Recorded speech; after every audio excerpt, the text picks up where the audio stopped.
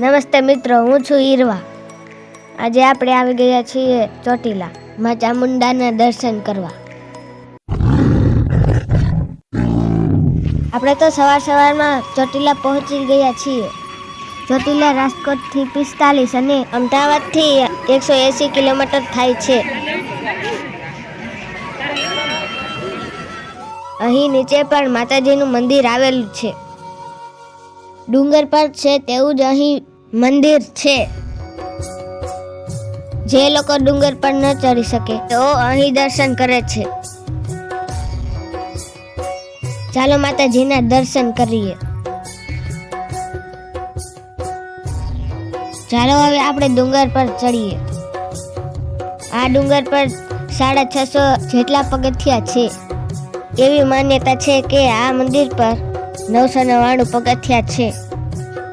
આ ડુંગર પર ચડવા માટે આશરે 30 મિનિટ જેટલો સમય લાગે છે। આ ડુંગર પર ચડતા થોડો વિસામો ખાવો પડે છે।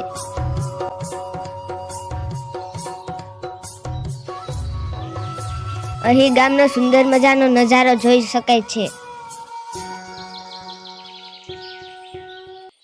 હવે આપણે પહોંચી ગયા છીએ ડુંગર ઉપર।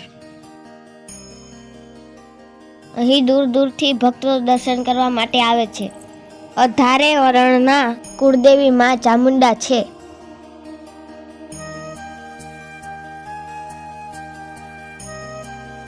હવે ચાલો આપણે માતાજીના દર્શન કરવા જઈએ।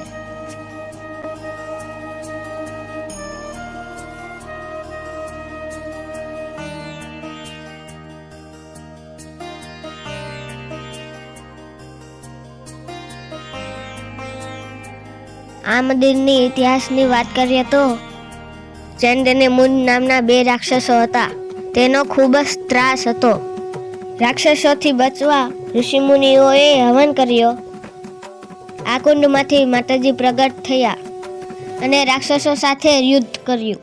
માતાજીએ રાક્ષસોનો સંહાર કર્યો। આ ચંદ અને મુંડનો સંહાર કરી માતાજી ચંડી ચામુંડા કહેવાયા। અહીં ઘણા બધા મંદિર આવેલા છે। આ કાળ ભૈરવનું મંદિર છે। કાળ ભૈરવ આ ડુંગરનું રક્ષણ કરે છે। નાળિયેર અહીં વધેરવાના હોય છે। આ છે અખંડ ધૂણો।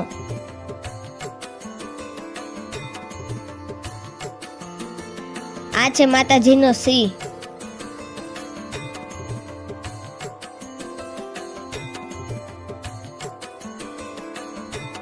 આ મંદિરના પાછળનો ભાગ છે।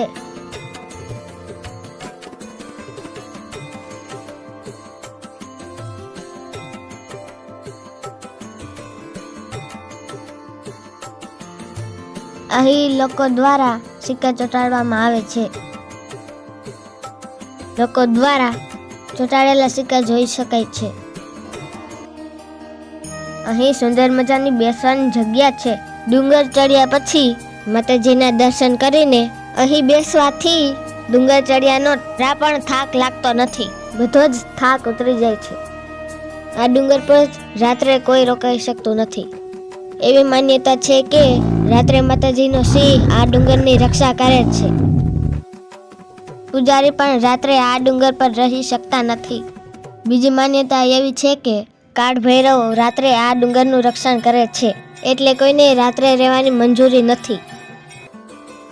માત્ર નવરાત્રિ દરમિયાન પૂજારી સહિત 5 વ્યક્તિને ડુંગર પર રહેવાની માતાજીની મંજૂરી છે।